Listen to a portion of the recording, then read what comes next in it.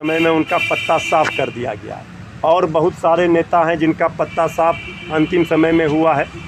कुर्ता पजामा बंडी सिला कर बहुत लोग बैठे हुए थे, लेकिन मंत्री परिषद में जगह नहीं मिल पाई। इसके बाद जेडीयू में नाराज़गी आएगी नेताओं की, और मंत्री परिषद का गठन होने के बाद, विस्तार होने के बाद जेडीयू के अंदर खाने घमासान मचेगी, संसदीय दल में भी और विधायक दल में भी।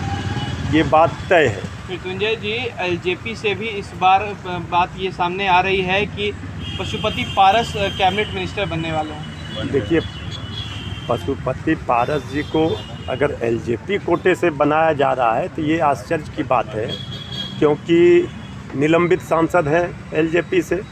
चिराग पासवान जी ने कल ही कहा है कि हम न्यायालय जाएंगे, उनको जेडीयू कोटे से या निर्दलीय से बना दिया जाए।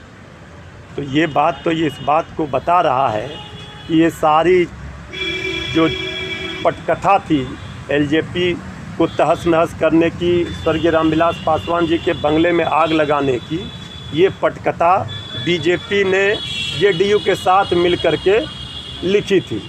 ये तो दिख रहा है।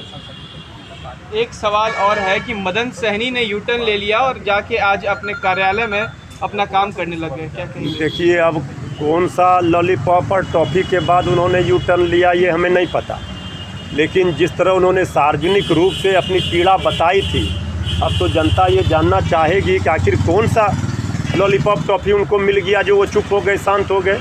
उन्होंने अपने मंत्री परिषद के सदस्य को दलाल तक कहा था।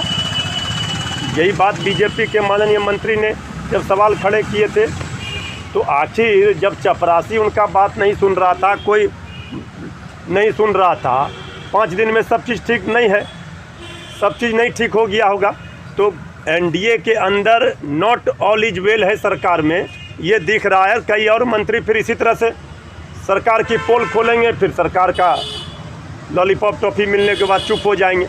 अंदर खाने तो घमासान है, वो पीड़ा, वो व्यथा जो है कुछ दिनों के लिए शांत हुई होगी, लेकिन कहीं ना कहीं जो माननीय मंत्री जी की पीड़ा और व्यथा है वो एक दिन गुबार बनकर फिर से फूटेगी।